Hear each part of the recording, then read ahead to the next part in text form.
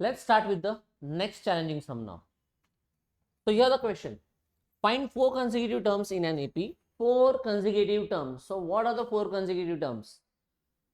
A minus D, A plus D, A plus 3D और वहां पर बैक साइड में A minus 3D आएगा.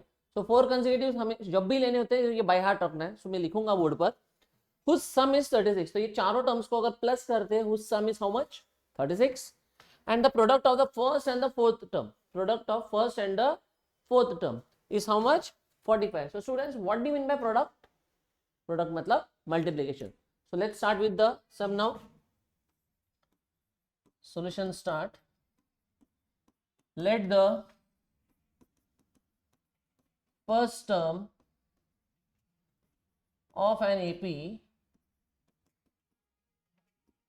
be A and common difference क्या लिखेंगे?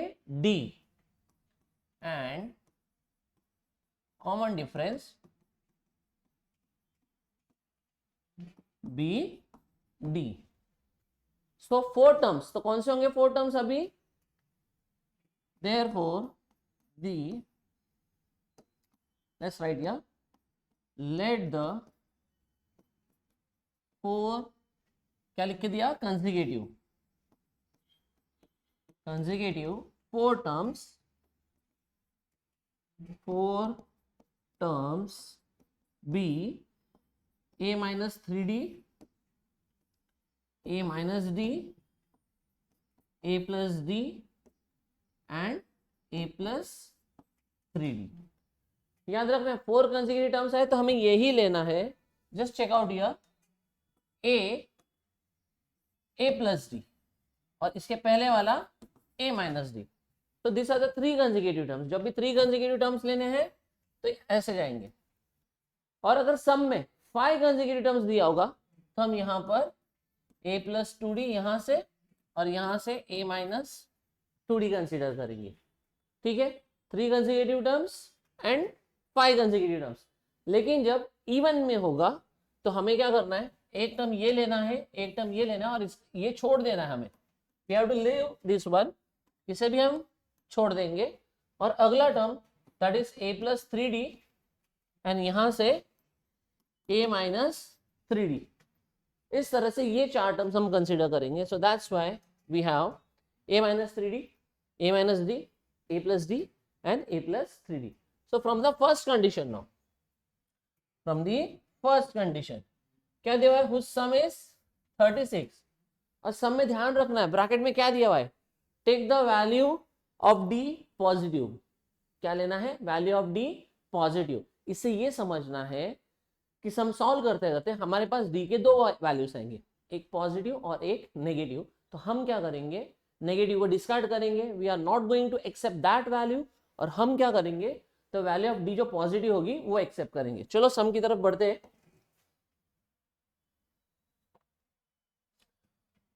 So we have now from the first condition whose sum is 36. In चारों terms के the sum of these 4 terms is how much? 36. So A minus 3D,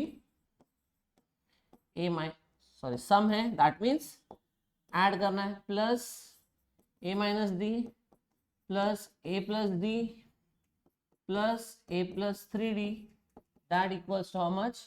36. अब यहाँ पे ध्यान देना है आपको स्टूडेंट्स, यहाँ पर ये negative D positive D cancel हो गया, माइनस 3D प्लस 3D भी कैंसिल हो गया. Now we have A. How many A are there? 4. So write down here 4A equals to 36. A equals to 36 by 4. 4 1 जा 4, 9 जा, therefore A equals to 9. So A equals to क्या हो गया students? 9 हो गया. Here we get the value of A. Now we have to find the value of D. अब वो कैसे निकालेंगे? So again we have second equation and the product of first and the fourth. First and the fourth. देखो ये हमारे terms हैं. We have these terms. We have these 4 terms. बराबर है? तो ये हमारा हो गया फर्स्ट टर्म और ये हो गया हमारा फोर्थ टर्म. और इन दोनों टर्म्स का हमें क्या करना है? प्रोडक्ट करना है.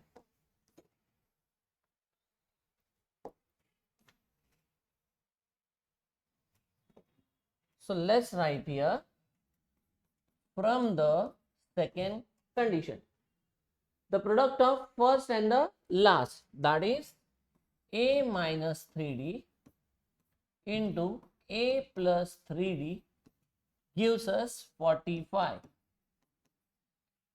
अब यहां पर a minus 3d a plus 3d, यहां पर क्या हो गया, फॉर्मूला हो गया a minus b into a plus b gives us a square minus b square. So यहां पर ये हो गया a square minus 3d square equals to 45. अब a के जगह पे हमने a की वैल्यू लाई है 9. So let's substitute that value over here now. So here 9 square minus 3 का स्क्वायर 9 d का square d square equals to 45. What is 9 square students? 81. So let's write here 81 minus 45 equals to minus 9d square goes to right hand side, positive हो जाएगा. ये हो गया 9d square. 81 minus 45 कितना answer आएगा students? फटाफट 36. So here therefore 9d square equals to 36. Bring this 9 down, अभी divide होगा.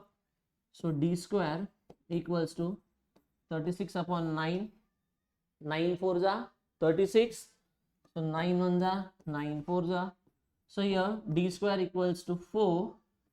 d equals to प्लस और माइनस अंडर रूट 4 है ना. स्क्वायर जब इक्वल टू के उस तरफ ट्रैवल करेगा राइट हैंड साइड में जाएगा, it will become square root. Along with that उसके साथ दोनों साइंस होंगे positive as well as negative. अब ये होने के बाद में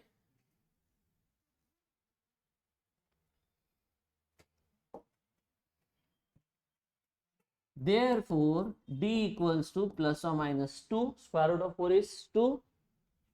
So therefore d equals to 2 or d equals to minus 2. But d is positive. d is positive. Therefore हमें instructions है, we have instruction that d is positive. Therefore d is not equals to minus 2. Therefore the value of d becomes 2. अब question क्या हमारे पास? Find 4 consecutive terms. तो हमारे 4 terms कौन से थे?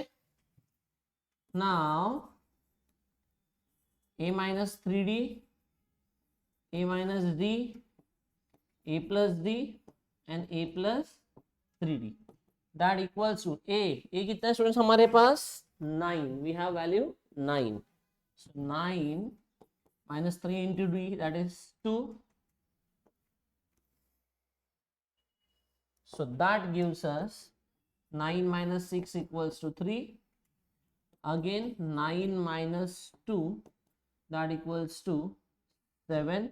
A plus d, 9 plus 2, that equals to 11. And a plus 3d, 9 plus 3 into 2, that equals to 9 plus 6, that equals to 15.